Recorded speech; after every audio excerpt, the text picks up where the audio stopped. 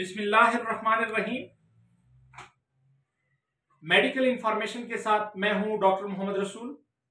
Dare viewers, आज हम आपको बताएंगे लोप्रिन टैबलेट के बारे में कि लोप्रिन क्या होती है। तो डेयर व्यूअर्स, लोप्रिन जो कि हाइनोन फार्मा की प्रोडक्ट है, ये एक मल्टीनेशनल फार्मा है।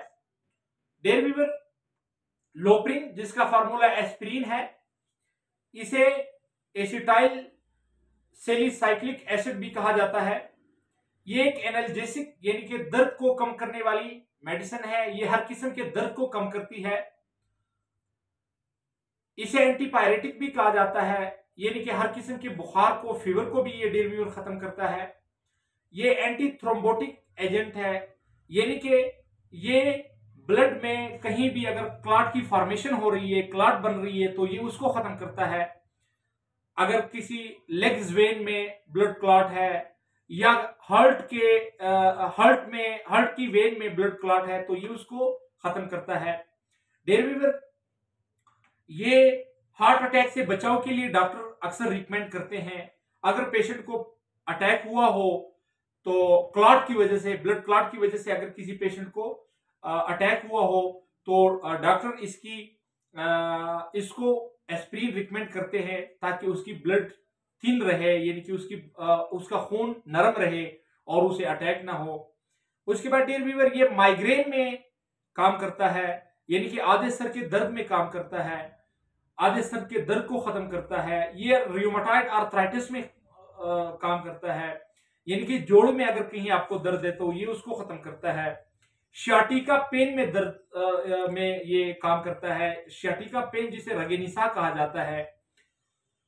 उसके बाद डियर व्यूअर, हम आते हैं इसके, ये चेस्ट पेन में काम करता है, मायोकार्डियल इंफार्क्शन में काम करता है, ये स्ट्रोक में काम करता है। डियर व्यूअर्स, ये पहले जैसे मैंने आपको बताया कि ये ब्लड थिनर का काम करता है, ब्लड को नरम करता है। ये थी डियर व्यूअर इसकी यूजेस लोप्रिन की। अब हम आते हैं इसके साइड इफेक्ट की तरफ। तो इसके कुछ ज्यादा साइड इफेक्ट्स नहीं है डियर व्यूअर। सिर्फ गैस्ट्रिक के जो पेशेंट हैं, यानी कि मैदे के मरीज जो हैं, पेप्टिक अल्सर के जो मरीज हैं, उनको ये मेडिसिन नहीं लेनी चाहिए, क्योंकि एस्पिरिन जो है ये पेप्टिक अल्सर, मैदे की जख्म को बढ़ाती है। ड्यूडिनल अल्सर अगर किसी को है तो ये उस जख्म को बढ़ाती है डियर व्यूअर। उसके बाद बात आती है प्रेग्नेंट वोमेन के हवाले से। तो प्रेगनेंसी के पहले ट्राइमेस्टर में, यानी कि पहले 3 माह में इसकी कोई खास साइड इफेक्ट नहीं है, आप पेशेंट को दे सकते हैं। लेकिन 3 महीने के बाद सेकंड ट्राइमेस्टर और थर्ड ट्राइमेस्टर में डियर व्यूअर आप लोप्रिन रिकमेंड नहीं कर सकते, आप लोप्रिन ले नहीं सकते, क्योंकि इसका असर फेटस पर होता है, बच्चे पर होता है।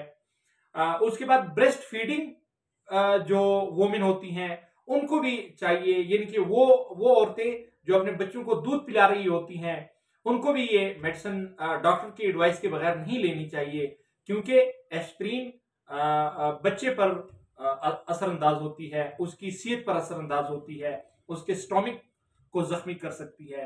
तो ये थी डियर व्यूअर आज की हमारी वीडियो लोप्रिन के बारे में। अगर आपको अच्छी लगी हो तो हमारा चैनल सब्सक्राइब कीजिएगा। शुक्रिया।